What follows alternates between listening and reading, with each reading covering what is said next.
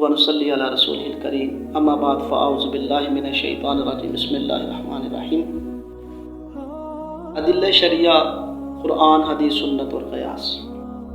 अल्लाह पाक ने इसी तरह 4 ऐसे मुज्तहिदीन पैदा फरमाए कि जिन्होंने कुरान से या हदीस से मसाइल का इस्तिंबात फरमाया। उनमें से एक इमाम आज़म हैं, इमाम शाफ़ी हैं, इमाम अहमद बिन हम्बल हैं, इमाम मालिक हैं। तो चारों का रुतबा बहुत आला है।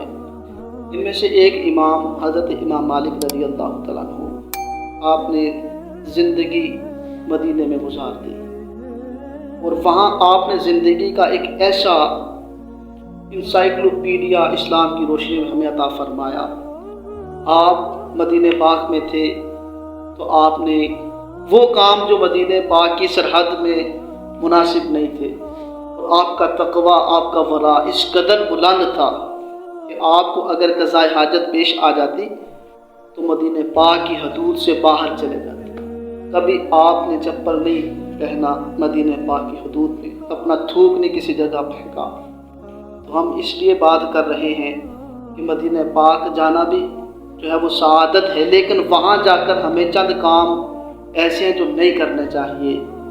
ये बात तवज्जो की है कि हम नूर वाले आका अलैहिस्सलाम की कुर्ब में जाकर अगर ऐसे काम कर बैठे कि जो उस जगह की अज़मत के ख़िलाफ़ हों, दायरे अदब से बाहर हों, तो फिर इतनी बड़ी सआदत जो मिली थी वो हमें वो लुत्फ़ और मज़ा और वो हमारे लिए बायस अजर नहीं बन सकेगी। और मदीने को हम इसलिए भी जो है वो बार बार ज़िक्र करते हैं, जो एक दीवाना जो मदीने पाक चला जाता है तो वो हमें ऐसे आदाब देता है, ऐसे आदाब सिखलाता है कि जो हमारी ज़िंदगी के लिए भी, हम ग़ुलामों के लिए भी एक मशअल राह की तरह हो जाता है। और किसी ने नातिया दीवान के अंदर क्या खूब कहा है, मदीना इसलिए अत्तार जानो दिल से है प्यारा कि रहते हैं मेरे आका मेरे दिल बर मदीने में। तो इस नातिया दीवान में फरमाया कि हमें मदीने से इतनी मोहब्बत इसलिए है कि मेरे आका मेरे दिल बर मदीने में हैं। तो जब हमारे आका अलैहिस्सलाम का रोज़ा है, हमारे आका अलैहिस्सलाम हाज़िर व नाज़िर हैं, हम दरूद पढ़ते हैं, वो सुनते हैं। रिवायतों में फरमाया जो जुमे के दिन दरूद पढ़ता है खुद आका अलैहिस्सलाम उसका दरूद सुनते हैं। तो जब हमारा ये अक़ीदा है, हमारा ये नज़रिया है कि हम आका अलैहिस्सलाम की तरफ तवज्जो करते हैं, वो हमारी तरफ तवज्जो करते हैं, तो बताइए वहाँ मदीने में जाकर जब हम या रसूल अल्लाह कहते हैं, दुरूद व सलाम पढ़ते हैं, और अगर हमारा माहौल इस तरह का, हम दुनिया की बातें कर रहे हैं, हम गाली गलोच कर रहे हैं, तो वो इस कुर्ब में जाकर भी ऐसा ना हो कि हम उजाला हमें नसीब ना हो, हम अंधेरे में भटकते रहें। तो वहाँ जाना भी अज़मत वाली बात है। वहाँ जाकर वहाँ अदब के दायरे में रहना बहुत ज़रूरी है।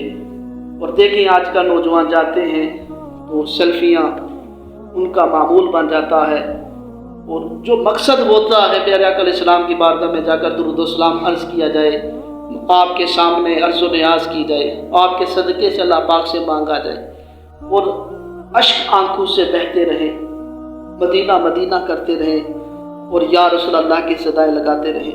एक ऐसा हो माहौल कि इबादत में हमारा वक़्त गुज़रे, अल्लाह पाक की याद में, हज़रत अलैहिस्सलाम के बताए हुए तरीक़े के मुताबिक आपके सहाबा ने जो हमें इश्क व मोहब्बत का जाम दिया है, हमें उसी दायरे में रहकर जो है मदीने पाक की हाज़िरी देनी चाहिए।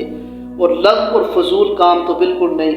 और याद रखिए, आप अपने इलाके में हैं, आप कोई गुनाह करते हैं तो वो एक गुनाह एक ही लिखा जाता है, लेकिन वहाँ अगर जाकर आप एक गुनाह करते हैं तो वो 50,000 के बराबर होता है। तो इसलिए वो जगह, वो मामला बड़ा नाजुक है। ये लम्हे जो है वो ज़िंदगी में बार बार पाया नहीं करते। तो अगर अल्लाह पाक तौफीक दे, सआदत मिले, तो मेरे भाइयों मदीने जाकर फिर अपना दिल दुनिया की तरफ ना लगाएं, अपना दिल फिर उसी की तरफ कर लें जिसके लिए गए हैं। ये दिल भी तुम्हारा है, ये जान भी तुम्हारी है, ये सब कुछ अपने आका अलैहिस्सलाम पर कुर्बान कर दीजिए।